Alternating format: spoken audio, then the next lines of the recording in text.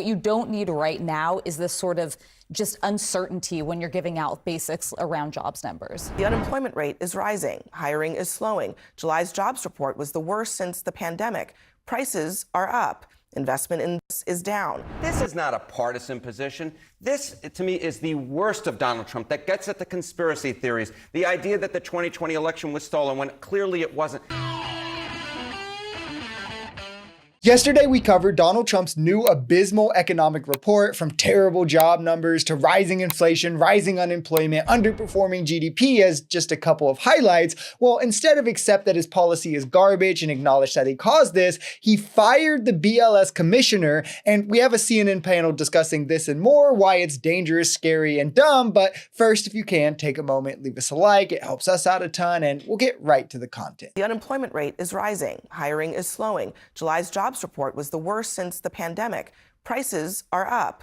Investment in this is down. And once again, confusion and chaos reign over who gets a tariff and who gets a delay and who gets a break. Oh, and Trump just fired the messenger in charge of the jobs reports. Why? Because he didn't like the results. We're doing so well. I believe the numbers were phony, just like they were before the election. And there were other times. So you know what I did? I fired her. Right. And you know what? I did the right thing. So, do you feel liberated yet? Well, it depends on who you ask.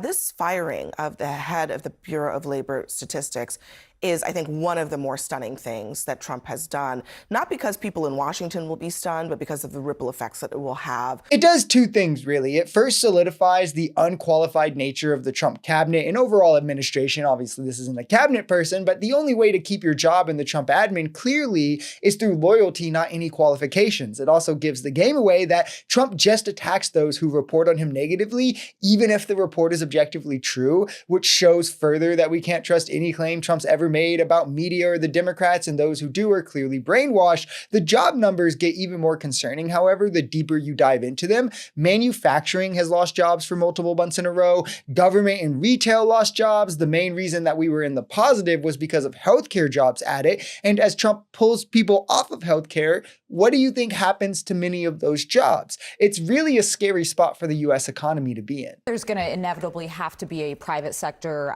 alternative that emerges. Most of these statistics can be pulled after the fact.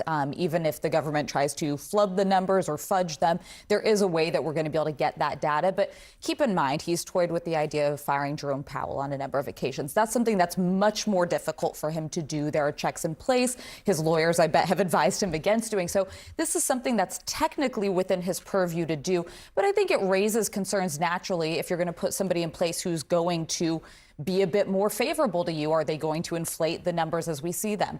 But to your opening, we're in a choose your own adventure economy. There's something good. There's plenty of good things you could point to, and there's plenty of bad things you could point to. What you don't need right now is this sort of just uncertainty when you're giving out basics around jobs numbers. It's another one of those government positions that work best by being nonpartisan. It's been sort of an unspoken rule as to ensure credibility in the government that at certain positions, people who report on numbers and such, the government, the president, I mean, doesn't fire them and put in their own personal watchdog as to say that, okay, we're making this partisan now to where the other side can't trust it. And now, again, instead of the government working for the people, being transparent, it's getting turned into a partisan machine that works for Donald Trump, another key part of Project 2025, might I add. And with the Trump administration, we see him consolidating that power under himself in a dictatorial, authoritarian fashion that is really scary. What can we trust when Republicans can just hire their guy for the numbers and Democrats can hire their guys? Again, it's an erosion of the very structures which have allowed us to transform into this economic superpower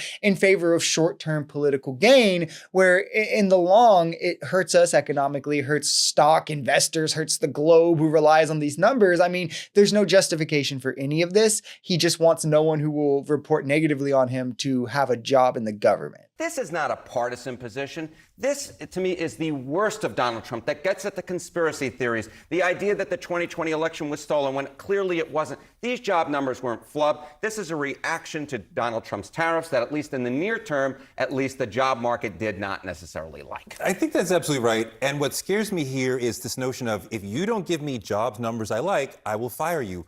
What will the next person do, right? Every Trump firing is that of you don't give me what I like. So does he live in a world where he doesn't actually know what's going on because the people who might say, hey, something bad is happening, wouldn't say it to him because they would risk losing their job? Let's make historical comparisons. Joseph Stalin famously fired statisticians who released accurate numbers about the famine and population losses. Mao Zedong famously fired officials who reported crop failure numbers which led to the famine. Quite literally, this is the hallmark of authoritarianism, along with erasing history, taking control of institutions, all of which we're also seeing Donald Trump do.